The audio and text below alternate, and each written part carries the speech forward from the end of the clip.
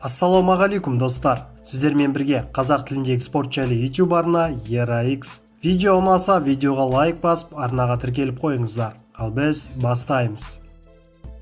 Екінші орта салмақтағы қазақстандық боксшы Али Ахметовтың келесі қарсыласы белгілі болды. Ахметов 18 желтоқсан Голливудтағы бокс кешінің картында жұдырықтасады. Бұл шоудың басты оқиғасы Геннадий Головкин мен польшалық Камил Шеремета арасындағы кездесу болады.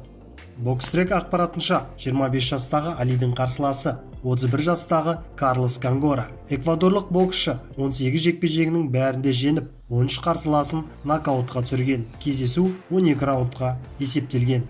Ахметов WBC International Silver титулына ие.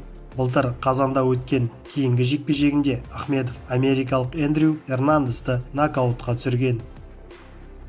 Головкин мен Шеремета кездесуі өтпеуі мүмкін. Орта салмақта өнер көрсететін Камил Шереметаның ресейлік бапкері Федор Лапин коронавирус жұқтырды. Геннадий Головкиннің қарсыласы Камил Шеремета жаттығатын залда COVID-19 инфекциясын бірнеше адам жұқтырып алған. Шеремета ақшқа өзінің жаттықтырушысы Лапинсіз баруы әбден мүмкін. ақшта оларға апта ішінде қонақ үйдің белгілі бір аудандарынан шығуға тыйым салынады.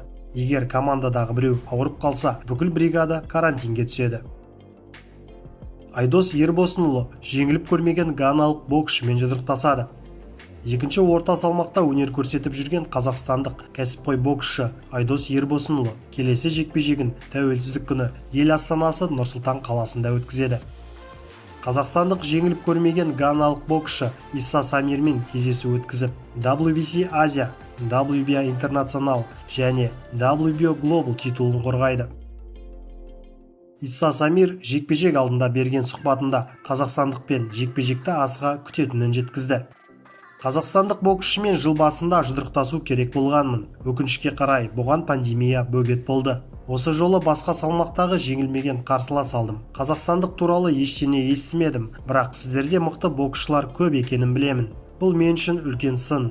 Былтырдан бері жұдырықтаспадым, сондықтан рингке шығатын күнді асыға күтемін. Көрермендерге біздің жекпе-жек ұнайтынына сенімдімін. Жеңіс жолымды жалғастырмақпын, алыс сапардан қорықпаймын. Мен ең мықты бокс көрсетемін, дейді Самир. Айдос пен Самир айқасы осы бокс кешінің басты жекпе-жегі болмақ. Айта кетейік, Сүлеймен Промоушнс промоутерлік компаниясы ұйымдастырып отырған бокс кеші елордадағы Жақсылық Үшкемпіров атындағы жекпе-жек сарайында өтеді. Айдос Ербосынұлы соңғы рет Минскіде шаршы алаңға шығып, германиялық боксшы Нуху Навальды төрешілер шешімімен жеңген болатын. Ал 31 жастағы ганалық Исса Самир 19 жекпе-жегінің барлығында жеңіске жеткен, 16 кездесуін нокаутпен жеңген. Самир кездесуінің бәрін отанында ғана өткізген екен. Сіздермен бірге болған ERA-X арнасы. Видеоға пікір қалдырыңыз, лайк басыңыз. Келесі кездескенше.